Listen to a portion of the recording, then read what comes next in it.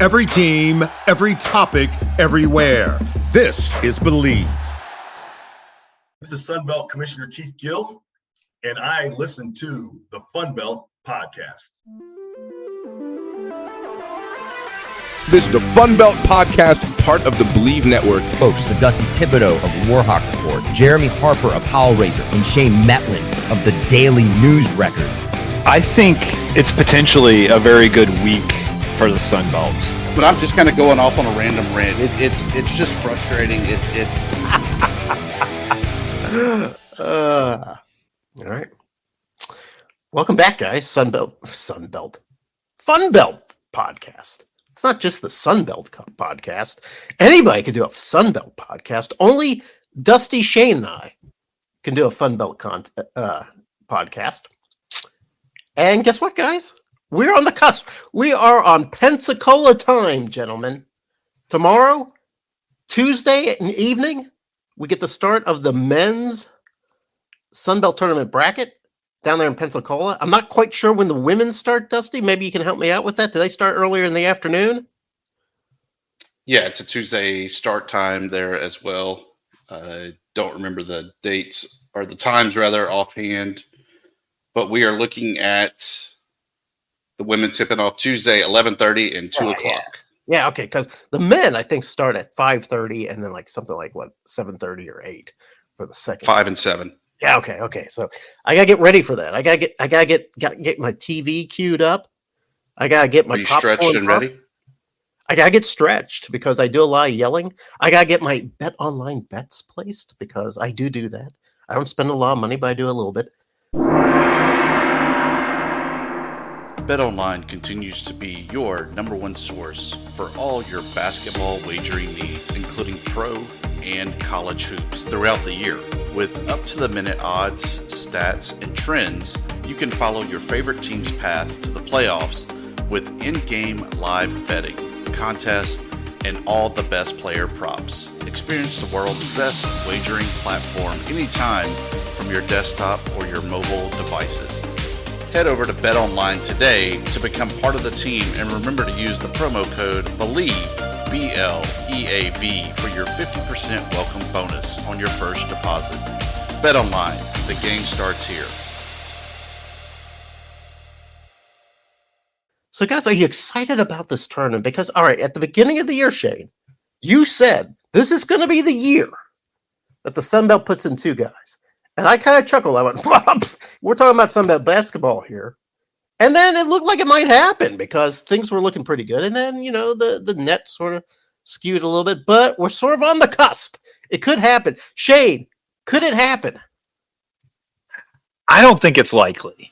I mean, I think it's going to take maybe some weird stuff happening outside of the Sun Belt. And, obviously none of this happens in a vacuum.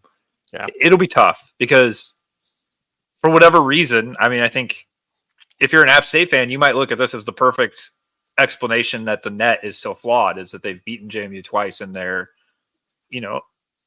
15, 20 spots behind them in the net right now. And, so that gives JMU the best chance at an at-large just kind of based on those metrics. But then as we talked to, Ryan McGee the other day, it doesn't look good if you lose to the same team 3 times. And it really doesn't. No. That's so it's kind of damned if you do, damned if you don't for the Sun Belt as far as like getting the second team in. I feel like, JMU will show that they were worthy of an at-large bid if they win the automatic bid. And it's kind of, catch-22 there. Ah, okay, I see that. Well, what about you, Dusty? You think there's any chance that is for somehow? Let's just pretend this is not a scenario I care for because I'm a fan of another team. But let's say that Appalachian State. Let's say this, Shane. Let's say James Madison gets beaten their little first round. They're out. Appalachian State beats somebody like, I don't know, Old Dominion to win. Then what happens? Then it's the same as every other year. Appalachian State's the conference champion, and they go to the NCAA tournament. And Old Dominion's probably buying their way into a C tournament. Oh, okay. All right. And, Absolutely. Okay. That would pretty much make JMU this year's Southern Miss, and they'll hope they can go to the NIT. And finish it that way. All right, because we're pretty angry at the NIT right now. Don't get Dusty started on the NIT. He will go ballistic. He'll go insane. Shane, in Jeremy's doomsday scenario, will James Madison buy their way into a C-level tournament? I don't know. Most of the time, I don't think they would. When you're like possibly on the verge of being able to say you won 30 games and these guys really probably deserve to play in the postseason somewhere. I don't know. I mean, it's not a topic I've broached with Mark Byington this year. So I don't know exactly how he would react to it this time around. The basketball tournament, though, remember, is now a neutral site, so it's no longer on the campus. So they would get to play basketball somewhere. Yeah. Oh, do we know the neutral site?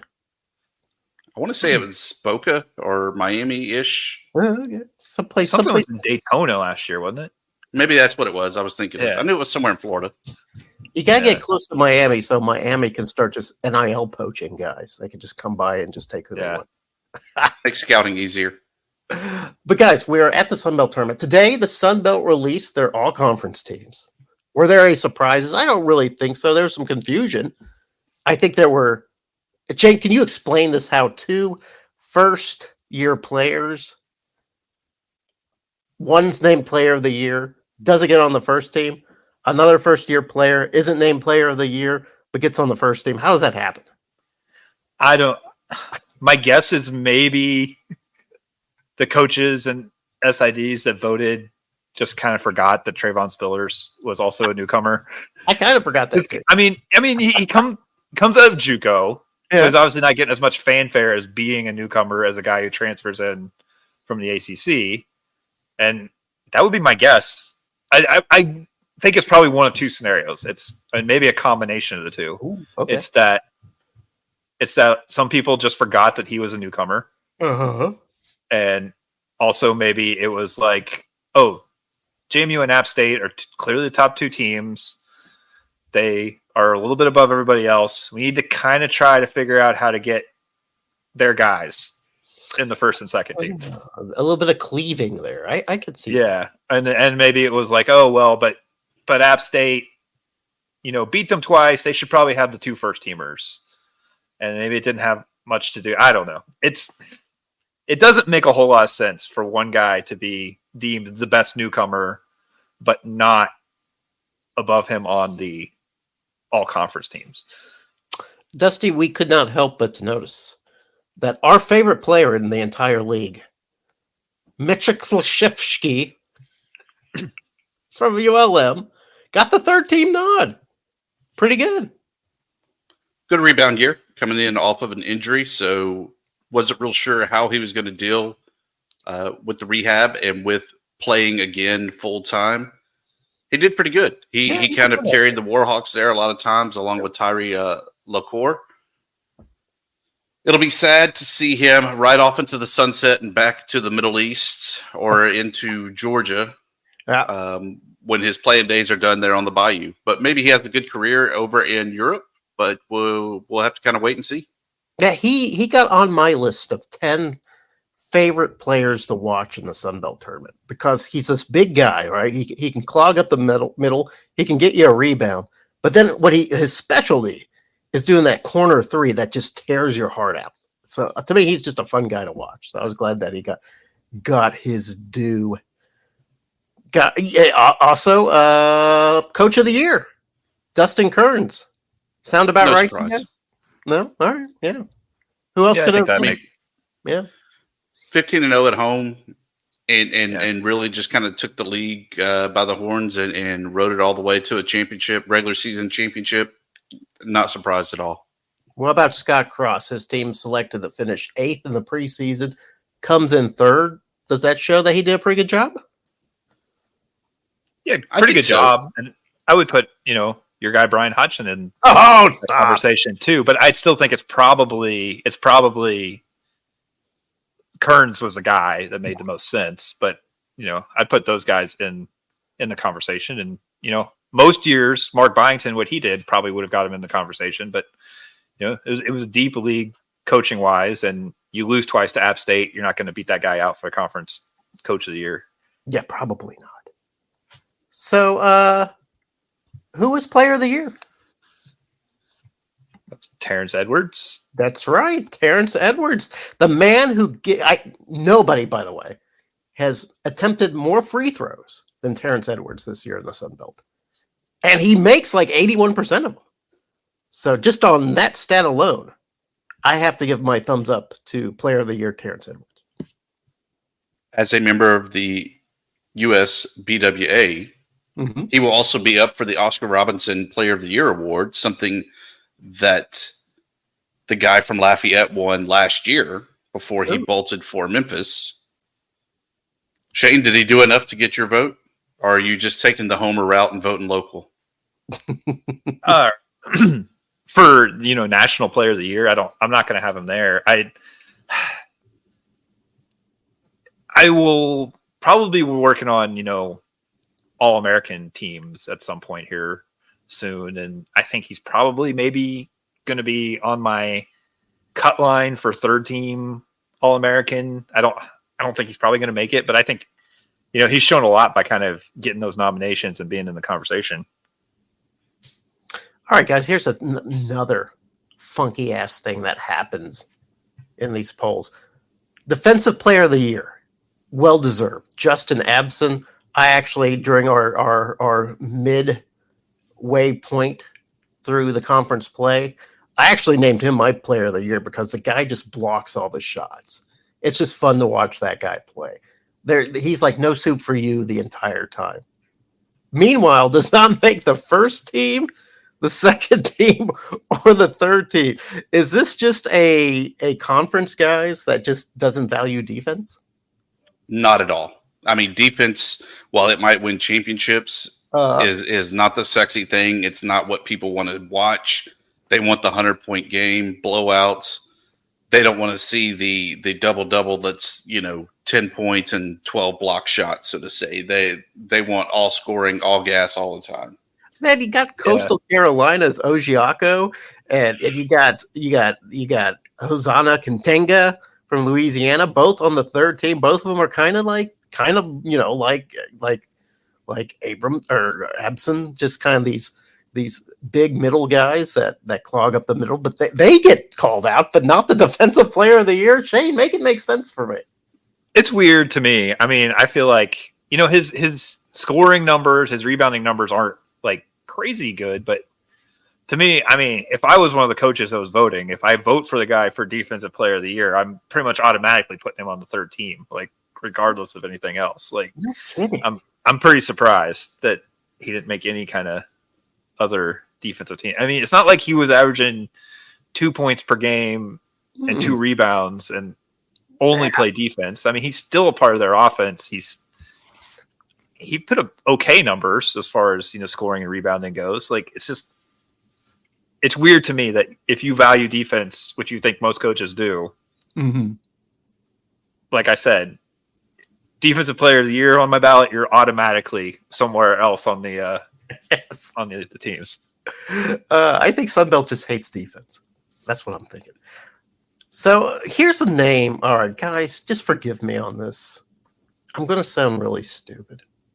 I'm just going to accept it. No, Jeremy, don't do that. Stop. Don't. I don't think I know who Christian Eugene of Troy is. Why? Why do I not know this name? Are you guys familiar with him? I don't remember. Yeah, only because he's kind of a local guy for me, being from Spring, Texas. Oh, okay. But yeah, I mean, he was the guy that kind of flew under the radar there for the Trojans. He was really the big workhorse at the guard position, not necessarily their strongest position, but yeah, he was a ball hawk. He was the one getting the ball down the floor. Yeah, I look at the first, second, and third teamers here. I just see a lot of stars, guys. I'm like, yeah, that guy. And for some reason, like, he's just slipped beyond me. I'm like, who? I've never heard of him. Am I just an idiot, Shane? You should have heard of him. Okay. I was a little surprised he was first team. Like, Right. I don't know if it was just like people felt like they had to get a Troy guy on there because they did so well as a team. But I mean, to me, there's some other guys, there on the second team that probably made a little more sense as a first team guy. Mm-hmm. But no, he's a good player. He averages like 15 points a game. Averaged double figures last year. It's not like he just came out of nowhere. So, all right, listen, Christian Eugene, I am going to watch you. I'm going to have a special focus on your game when you guys get on the court. When I guess it won't be until like Friday or whenever the double bye guys get on. But I am going to focus like a laser on your game, so I can get familiar with it. So I don't have to do the Shaq thing and say, "Man, I'm sorry, I wasn't familiar with your game." So there we are. Okay, we discussed the first, second, and third team. So I want to throw one more thing out there, though. Okay. Who was more deserving that was on the second team that maybe should have been elevated to the first team? TJ Bickerstaff or Austin Crowley? Who do you think was more deserving of that bump? Before you hit the shade, I'm going to say Bickerstaff. I think Crowley kind of struggled a little bit. Yeah, I definitely think he took a little step back this year, and I agree that it's Bickerstaff. Yeah, I think you could have put Crowley over Eugene, especially if you were trying to get another guard on there. I don't know if they do it that way, but I honestly thought Bickerstaff was probably one of the top 3 or 4 players in the conference. You just look at everything he does, and especially when he's healthy. But I think there's a little bit of politicking. Like, Troy only gets one guy on any of the teams. And it's kind of like, they're too good of a team to not have somebody somewhere. So I don't know. Yeah, I was a little surprised to see Taryn Todd on the third team. As much as I like Taryn Todd, he can light it up, but he also has games where he doesn't light it up. Like if his shot's not falling, he could easily give you a 4 for 29. So I was a little surprised to see him there. So that was one surprise that I had. On the women's side, Jeremy. No Izzy, surprise that it was the coach of the year, Kim Caldwell, for Marshall with her 19-1 season. we all like Kim Caldwell. Congratulations. Little surprised, but not surprised at the same time. 2 Warhawks bringing home Player of the Year awards with Nunu Bradford, Daisha, as the rest of you know her as, being Newcomer of the Year, transfer from Clemson. And then 6th Woman of the Year, Caitlin Manuel, the forward, the junior. She gets another year to come back there, Jeremy. Oh, she good. was a great spark off the bench, really was able to kind of keep that bigger body in the paint to allow the Warhawks to get those second chance points and rebounds on both sides of the floor. Your girl, Izzy, first team all conference. Yeah. I was a little surprised that she was not the offensive player of the year, knowing that she was putting up such big numbers throughout the course of the year. But I think down the stretch, those injuries really kind of caught up with her, and people kind of forgot what she had done. Yeah, that was kind of crazy. That those injuries did really put a damper on her last 2 or 3 weeks. And yeah, I think it cost her one of those big name recognitions. Although, got the first team recognition. I'm sure she's very happy with that. She has a couple more years on her plate to get the big prize and maybe somehow elevate Arkansas State. But kind of mostly down the line seemed like the right selections, I thought. Shane, did you see anything that made you raise an eyebrow? I was a little surprised. Abby Beeman, Player of the Year. Not that she's not good, and it just felt a little bit like, let's pick the best player on the best team when almost all season, Taryn Ward, Izzy Higginbottom were just putting up ridiculous numbers. And, I felt like almost right up until it was announced, I thought it was probably between one of those two, and then it was neither one of those two. So I was a little bit surprised there. Yeah, that's true. I mean, the Sun Belt did feature 2 top 10 or 15 scorers in women's college basketball. Neither one of them gets that big prize. But you know what? Greatness is all about making people great around you, Shane. I mean, if you're just being great by yourself, are you helping the team? I don't know. The brackets are out as well. And on the women's side, we'll tip off there. Are we Georgia starting Southern with the women? Texas. Starting with the women. Starting with the women. Okay. South Alabama, of course, bringing up the rear at the 14th seed. They will get Coastal Carolina that on Tuesday, 2 o'clock. Jeremy, no pressure, but that means you have to have the edit up before the first tip-off of the game. Whew. So our preview is actually meaningful. All right. The early game, Georgia Southern, Georgia State. First days, I see it being Coastal Carolina and a little bit of an upset. Texas State advancing to the next round that kicks off on Wednesday. Guys, what do you think of that opening round? Well, I think the one thing we know for certain is South Alabama isn't getting out of there, right? That would be surprising. Okay, that would be surprising. Even though they sort of get the home court discount, right? Pensacola, not very far away from Mobile. Maybe they get some more fans in there. But yeah, I don't see them going anywhere. Georgia Southern, you think you've given the edge to Texas State, eh? Always. They might send you a new T-shirt. Yeah, I could think that's a coin flip. I could see Georgia Southern coming away with that one. Yeah, I kind of like Georgia Southern in that one because, as we were saying before, they have the player on the court, Taryn Ward, who's capable of just taking the game over and, winning it almost by herself against a team of that caliber. So I'd lean a little more towards Georgia Southern, I think, in that one. The meat of the schedule, that second round, Georgia State, App State, ULM against the winner of the Georgia Southern Texas State game, winner of Coastal South Alabama against Southern Miss, and then the Raging Cajuns take on Arkansas State. Out of those, I really like the Warhawks to be able to get the win on the top side of the bracket. Bottom side, Jeremy, I'm holding true there to your Red Wolves and hoping that Izzy is back healthy and able to get them past the Raging Cajuns for a quarterfinal game against Troy.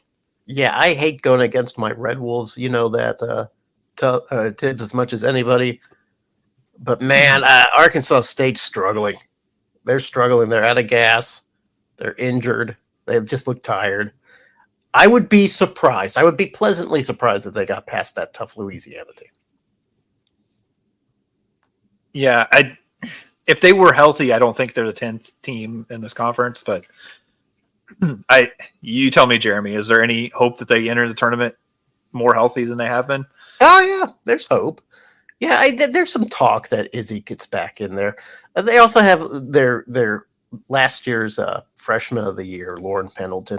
She's been dinged up with an injury. And then they've had a couple other of the women that have just been a little bit sidelined. So, even without Izzy, they like against ULM, they played a really good game until the very end. I mean, they can push you. They're just, I don't know. There's just something missing with that team that I can't quite put my finger on. And I've watched a lot of women's games, a lot of the Red Wolves women's games this year. It's not like I haven't really studied them, and I cannot quite place what is wrong.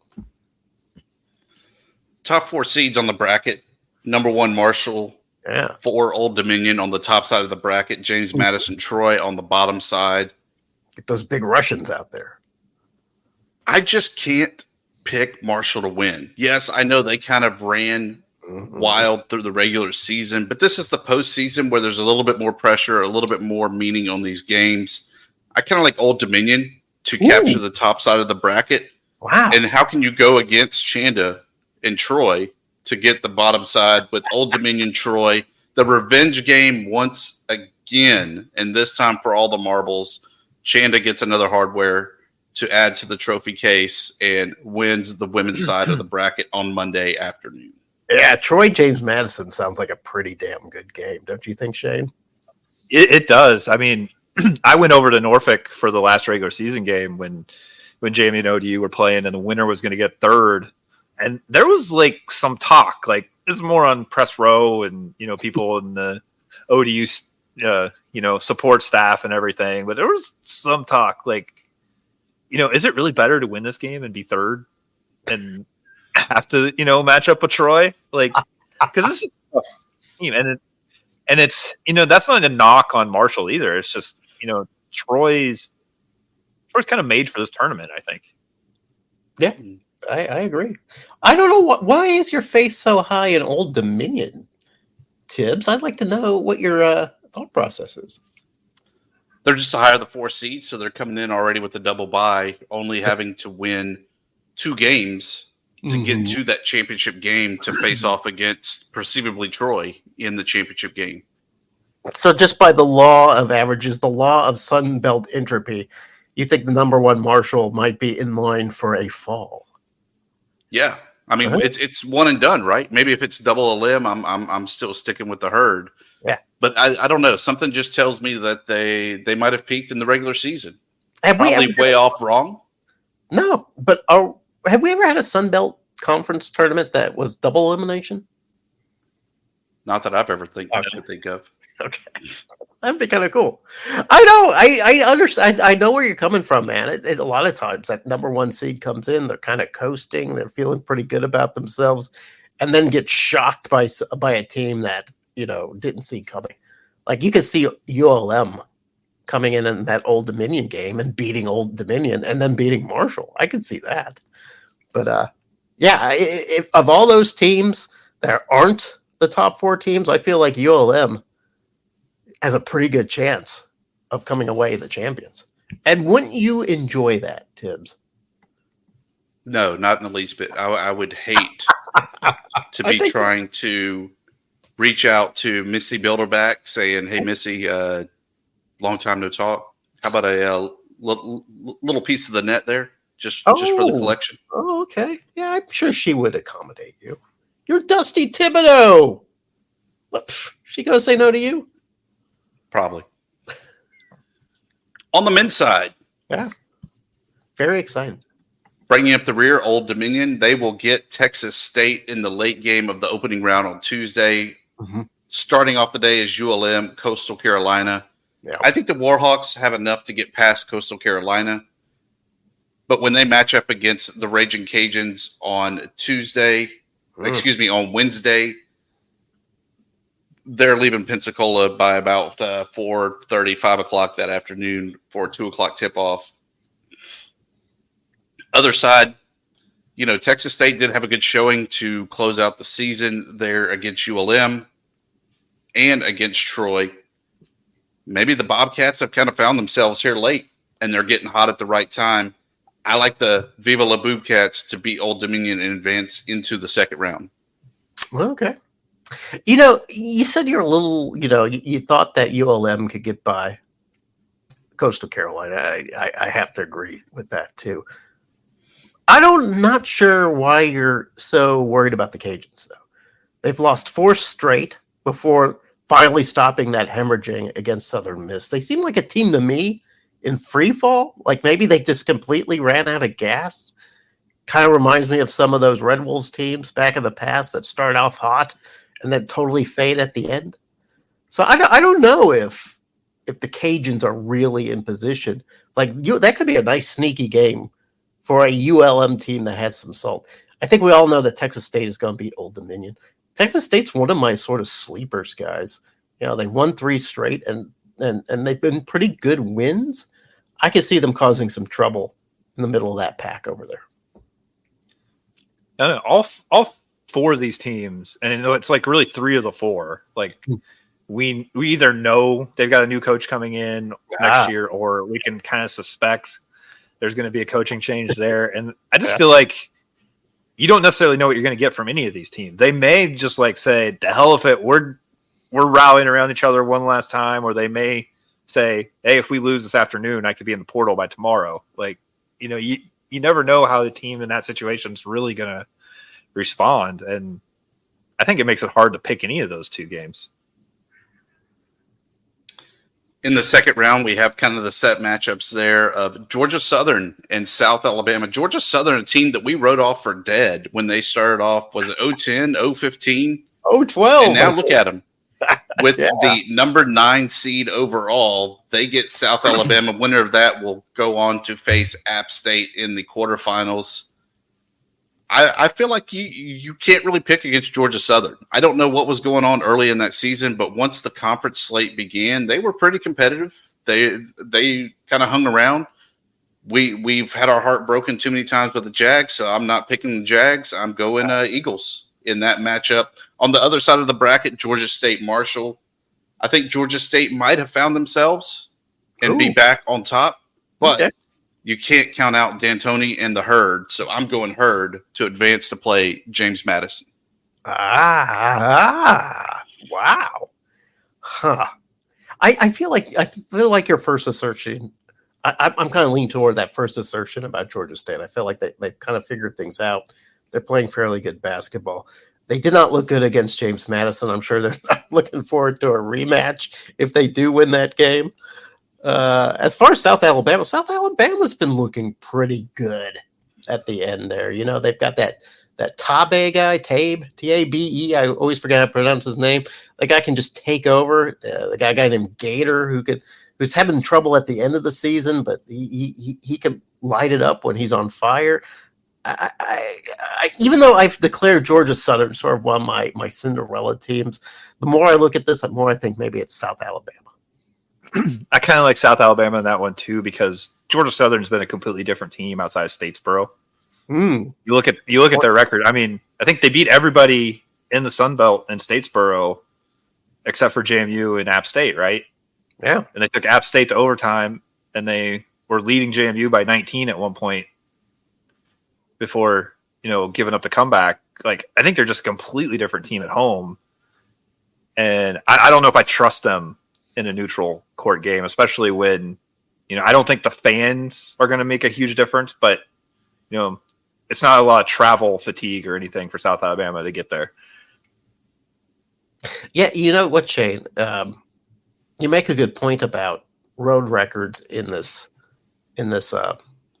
tournament. Nobody's had a good road record in the Sun Belt, except for James Madison. Those guys are 12-2 on the road.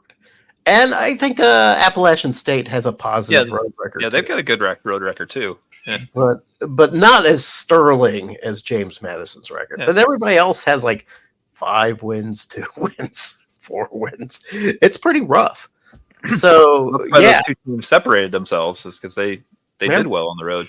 Yeah. Now that is one reason why I like my Arkansas State, because of their 6 when they won 6 straight at the end of the season before falling at that last game. 3 of their wins were on the road. So they're kind of working their way up to figuring out how to play away from home. But I jumped the gun, Tibbs. I apologize. No, it's fine. Top 4 seeds, top side of the bracket. Number 1, App State. Number 4, Arkansas State. Bottom side, Troy, James Madison. I think that really my selections are based more on how do we get 2 teams into the NCAA. I like that App State, James Madison matchup. Yeah. App State wins. James Madison has the strength of schedule and gets that at-large bid. Oh, is this a prediction, or were you just sort of throwing out a scenario? It doesn't matter. That's my pick for the championship game. Oh, okay. It's really hard to see anyone playing in the championship game other than App and James Madison. Those teams have just been really good. They've been good on the road. They've been great at home. Gosh, Appalachian State has just been tremendous at home. James Madison, just kind of a professionally run team, well done, well coached. Appalachian State, they're one of the toughest defensive teams I've ever seen. If this turns out to be the matchup, it's going to be good TV to watch. But of those 4 teams, we said App and James Madison. Do you see Troy making any noise, or is Troy kind of a little like Louisiana to you, kind of struggling at the end there? I don't know if they're struggling too badly, but I think they're certainly capable of making some noise. They're certainly capable of winning this tournament. JMU and App State are the clear favorites. If you look at Vegas, you look at the projection models, anything, they both have the best chance of advancing to the championship game and winning the championship game. But they're not so far ahead of everybody that it's crazy to think we could see Troy, we could see Louisiana, we could see Arkansas State. Like, it wouldn't be shocking to see any of those teams there. I'm personally, not supposed to root, but there's definitely a part of me that's like, we've got to see JMU and App State, because it just feels like everything in the past 2 years has kind of been building towards that matchup for a lot of stakes, whether you're talking football, basketball, whatever. It just feels like those two teams have kind of ripped each other's hearts out over the past 2 years. Now they got to play with something actually on the line, not just like, oh, game day was here. Well, Tibbs and I have some bad news for you. This is the Sun Belt tournament, Jack. And things rarely go to script in the tournament. That's true. There's a good chance Marshall wins this. All right. You see the second round guys? You see that? Who amongst in that group has the most chance of being the champion? I'm going to go with Southern Miss. I think that they kind of have the a little bit of moxie there at the end of the year. I think they were finally healthy, getting their guys back. I think that they have a chance to take a run. But I'm telling you, you peek ahead. You obviously can't get caught looking ahead, but you peek ahead. That means that you have to go through probably a Texas State team to then play Troy, to then probably play James Madison. If they can make it through that gauntlet, they definitely deserve to be playing on Monday night at 6:00. Shane, who you got? If you had to pick one guy from that group.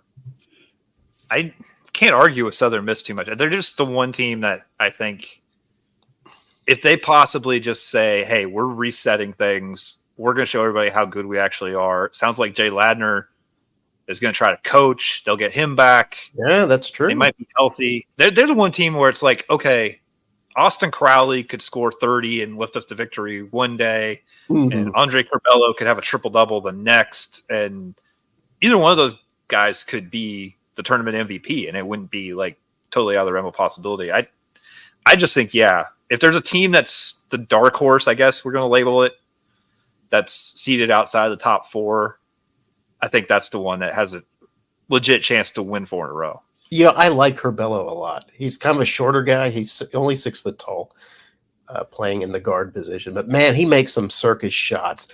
I'm not sure if Crowley, though, is completely healthy.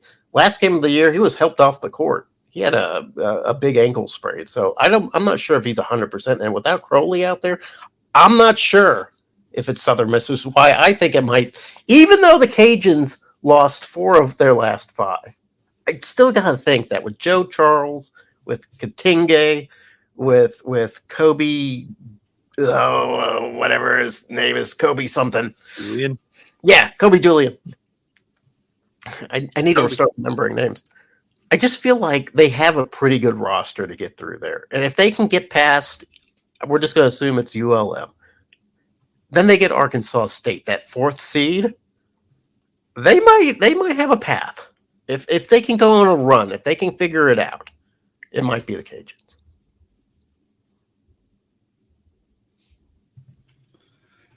And that's what we have.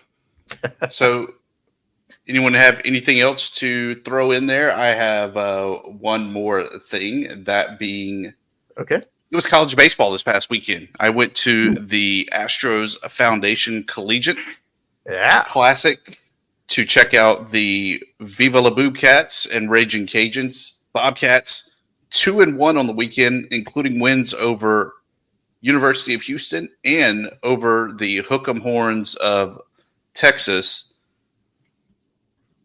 Chase Mora and Aaron Lugo, those are names to watch out for as we get ready to get into Sunbelt Conference action.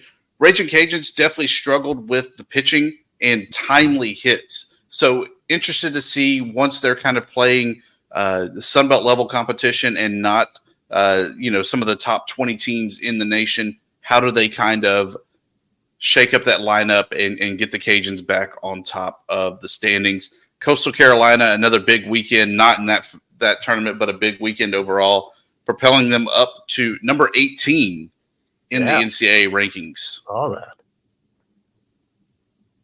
Yeah, kind of waiting to see some more Sunbelt teams go poke their heads up there. But yeah, you would think like the Bobcats might get some mention on there after those big wins. I think they found themselves just outside on the others receiving votes, along with Southern Miss in a couple of polls. Okay. But definitely a team to watch out for. Texas State, definitely very impressive, especially with those bats. Defensive play was a little questionable. Pretty good pitching, though. 2 out of 3 ain't bad, and that'll get them far in Montgomery. All right. I just like that the Bobcats gave us an excuse to do the horns down.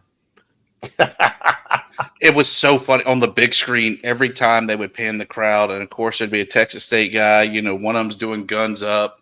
The next one is then doing horns down. They quickly cut away from him. I thought it was great. How are they going to survive the SEC when they're just that sensitive? I don't know. I don't know why anybody ever entertained that. Like, why anybody would say somebody outside of Texas go, yeah, we should ban that. Why would anybody agree to that? I don't get it.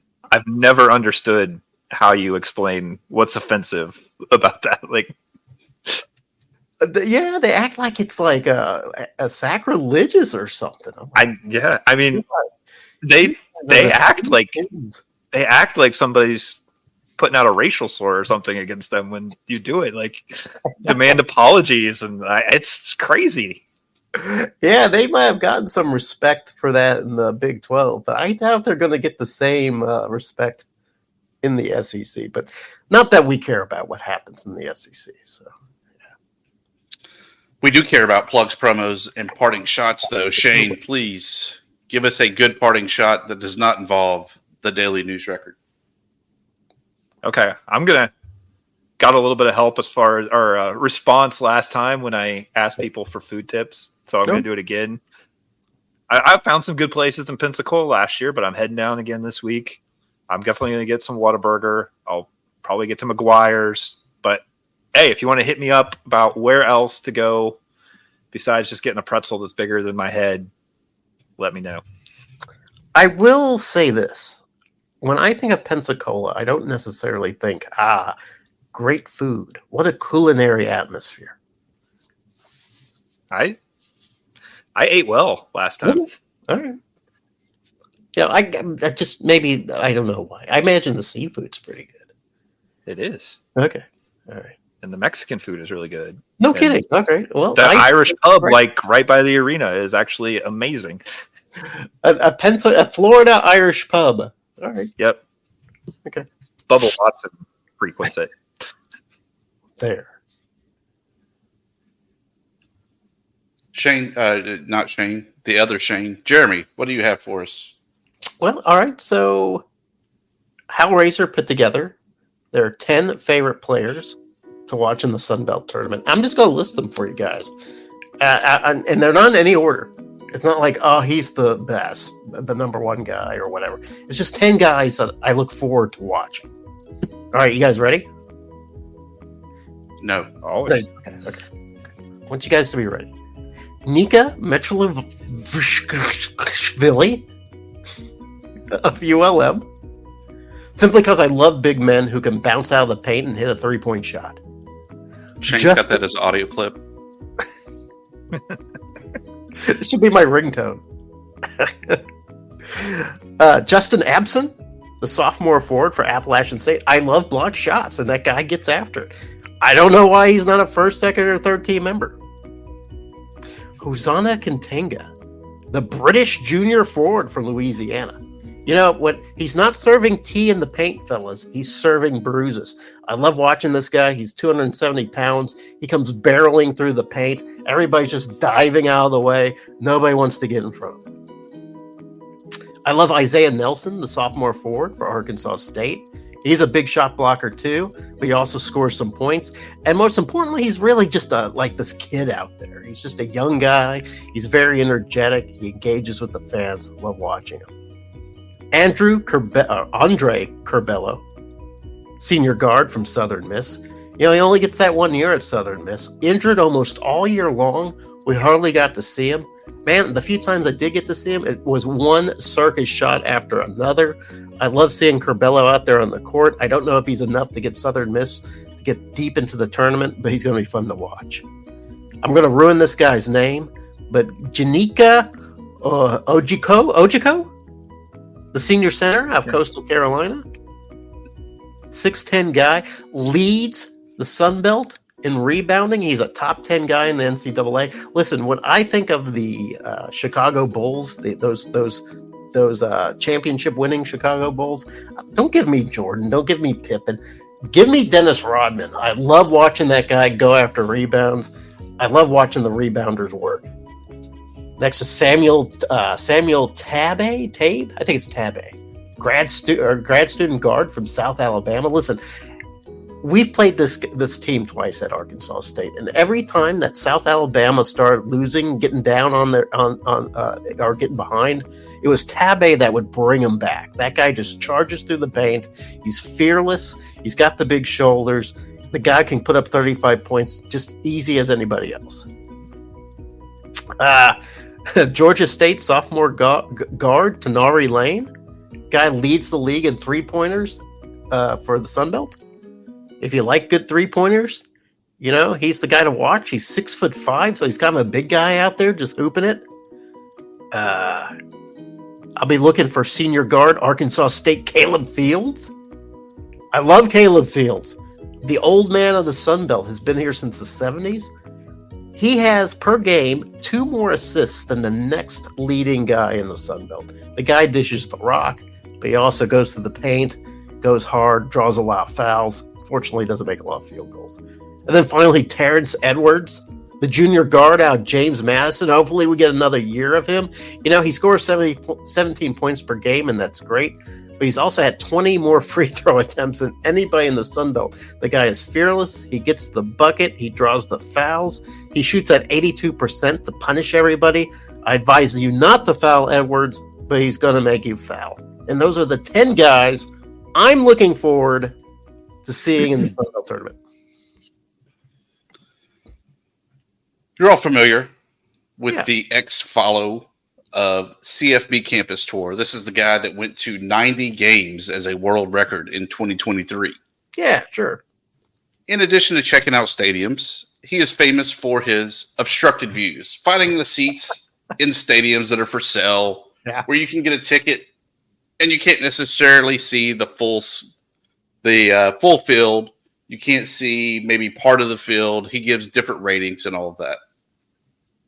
On that note, I think the most he's ever spent for a ticket there, probably less than $100. Wouldn't you say?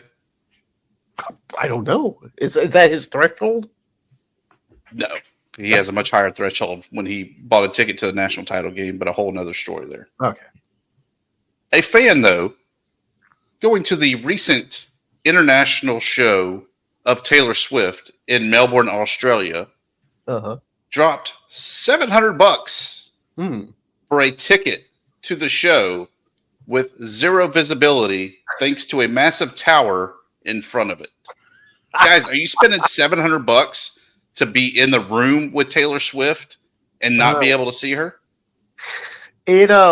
The worst concert tickets I ever bought, my father-in-law bought them, and he said, man, I got this great deal on tickets.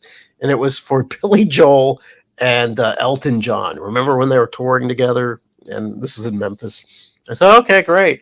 And it was behind the stage. It's like we saw the back of their heads the whole time. It was just a wild experience. I will never forget it. But no, why would I spend 700 rocks for something I could just listen to on the radio? Shane, that is incredible. You wouldn't do that. You're a more pragmatic man. No, I wouldn't. I did spend, I'm trying to remember what I spent. I went to the ALCS in 2014 and got a standing room ticket.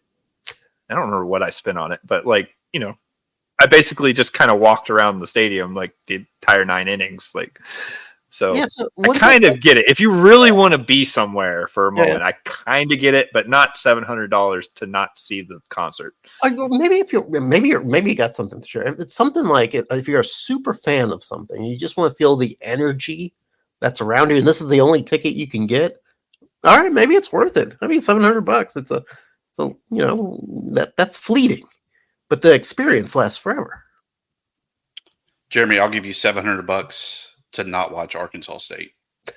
Never.